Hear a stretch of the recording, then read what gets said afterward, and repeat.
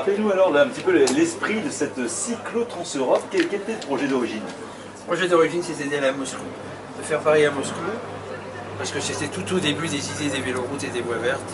C'était vraiment à l'époque la préhistoire. Et qui avait pensé ça à Moscou? Un Américain qui avait débarqué en 1944 sur les berges de Normandie. Et quand il y a eu la fin du rideau de fer, sa grande idée, c'était qu'il y ait une voie cyclable, l'Est et l'Ouest, pour réunir les peuples de l'Est et de l'Ouest. C'est pour ça que quand vous regardez notre logo, il y a une colombe et un vélo. C'était une idée très humaniste à l'origine, d'ailleurs qu'il est resté. Ici, rencontrer des élus, et il s'agit de mobiliser, de sensibiliser les élus à la nécessité de construire ces infrastructures qui permettent aux gens de rouler en sécurité. Absolument. Ici, on est dans l'agglomération de Maubeuge, Val de Sambre, et l'Eurovéloroute, elle a commencé ici. C'est-à-dire que c'est la première collectivité publique qui s'est intéressée et a investi pour l'Eurovéloroute, la Scandibérique. On a eu tout de même hier quelques petites déconvenues parce que les chemins qu'on avait parcourus en excellent état ont été rechargés de ballast. Donc ça nous oblige à faire quelques petites diversions. Et si ça occasionne quelques petites hésitations, j'espère que ça ne vous dérangera pas trop. Si. On va devoir dévier un tout petit peu le parcours. Il y a une bonne ambiance. Ah oui? C'est assez sympa.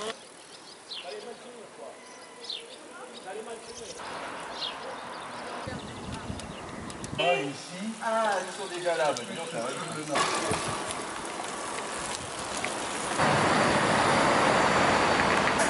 D'accord.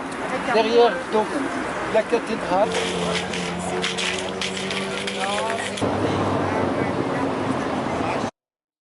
Tout ce qu'on voudrait, c'est promouvoir des voies cyclables dédiées, comme il en existe déjà beaucoup en Allemagne, aux Pays-Bas, en Belgique.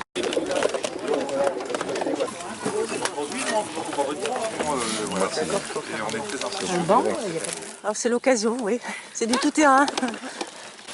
Et ces anglo-américains, qui faisaient partie évidemment de familles fortunées à l'époque, sont tombés ici au bois de Bourlon. Il y en avait eu déjà à l'entrée du bois tout à l'heure. Il y en a une deuxième ici, il y en a une troisième qu'on ne verra pas. Et les familles ont continué depuis un siècle à venir entretenir et honorer ces soldats tombés, qui ne sont pas là, hein, ce sont des cénotaphes, puisque les sépultures sont dans les cimetières militaires, mais les familles continuent d'honorer leurs ancêtres décédés à l'âge de 17 ans, 20 ans, dans la bataille de Cambrai.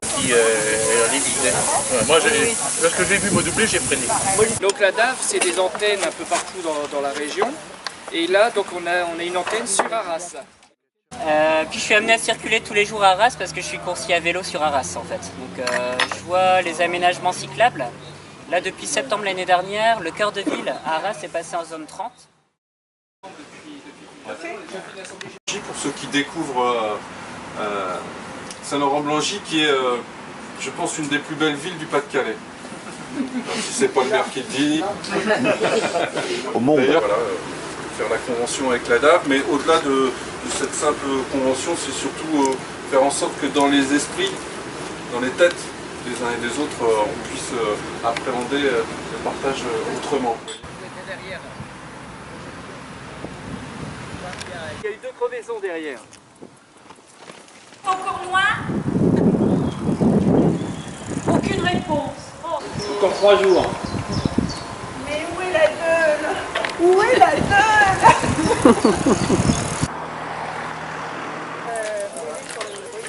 Bon, allez, ça y est. On est tous obligés de passer à Non, mais c'est franchement.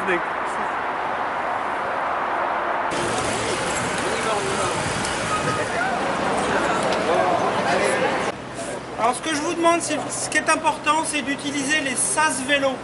Les sas vélos sont les espaces au feu rouge avant les voitures. Il ne faut pas rester sur les pistes cyclables au feu rouge. Les pistes cyclables sont faites pour alimenter les sas. Donc quand vous arrivez au sas, vous vous décalez sur le sas le plus à gauche possible. Le but étant que le plus de cyclistes puissent partir de front, devant les voitures, avant de respirer les gaz d'échappement et avant qu'elles accélèrent. Et c'est très important pour ceux qui sont derrière. Merci. Vous accueillir dans notre belle ville de Bayonne. vous accueillir pour la signature de la convention. Donc effectivement, Michael, jusque-là c'était la vie de la voiture, et on aimerait que ça change, on aimerait que ça évolue.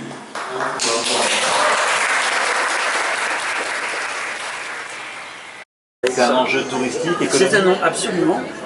C'est aussi un enjeu touristique important. Et les cyclistes, d'une part, sont des touristes qui finalement dépensent beaucoup, puisqu'ils ne dépensent pas avec leur voiture, ils dépensent autrement. Et en plus, ils se servent dans le commerce local. Donc les Eurovélos, ils ont aussi un intérêt pour maintenir en place le commerce local, qui est souvent en difficulté, surtout dans les zones rurales, et aussi les services. Parce qu'un cycliste, quand il part une semaine, il n'emmène pas une semaine de bouffe dans son coffre.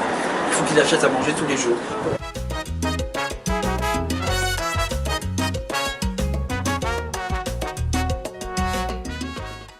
Julien est dunkerquois, donc il nous amène à Dunkerque, pause déjeuner à Brédune. On sera accueillis par la mairie avec une boisson et des sandwichs. Sur place, il y a moyen d'acheter tout ce que vous voulez. Et puis ensuite, vers 15h, on traversera la Belgique et on rejoindra Oust-Dunkerque.